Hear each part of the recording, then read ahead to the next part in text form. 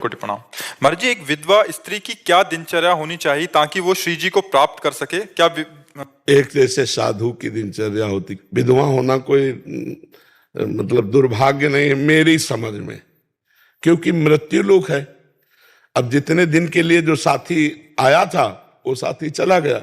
अब हम अपने असली साथी को खोज सकते हैं। मुझे अवसर मिला, जो अविनाशी पति है, जैसे मीरा जी कहती है, मेरा चूड़ला तो अमर है, क्योंकि मेरे तो गिरधर गोपाल दूसरों न कोई, जाके सिर मोर मुकुट मेरो पति सोई।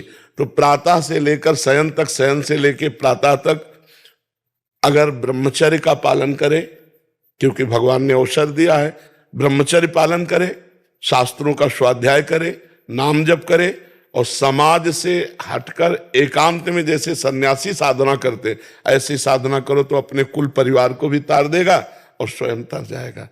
क्योंकि जीव न स्त्री है न पुरुष है, ये तो कुछ समय के लिए मिला हुआ है। न कोई किसी का पति न कोई किसी की पत्नी है। नाटक मंच पर माया के द्वारा ये रचित शरीरों के संबंध है। वो गया, उसका संबंध इतने दिनों तक था, अब परमात्मा से संबंध कर लो, अब भगवान से संबंध कर लो। हमें लगता है हर परिस्थिति का सदुपयोग करना चाहिए, दुरुपयोग नहीं। अब ये परिस्थिति, जैसे आप बहुत गंभीर मुद्रा में इस बात को समझना चाहती है, तो ये परिस्थिति का सदुपयोग है, पर ये बहुत धैर्यशाली की बात है।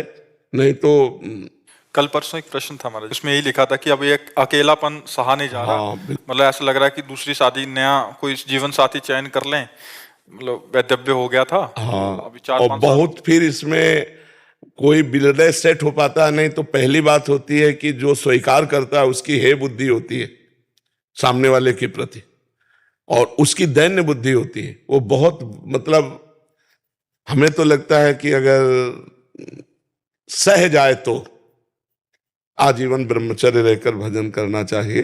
कितने बच्चे बच्चियां भजन कर रहे हैं जिन्होंने ब्याह ही नहीं किया है, और 18, 16, 15, 25, 24 सब नौजवान हैं, और सब हाथ में माला, कंठी, तिलक, किसी को देखेंगे भी नहीं, किसी को देखेंगे भी नहीं।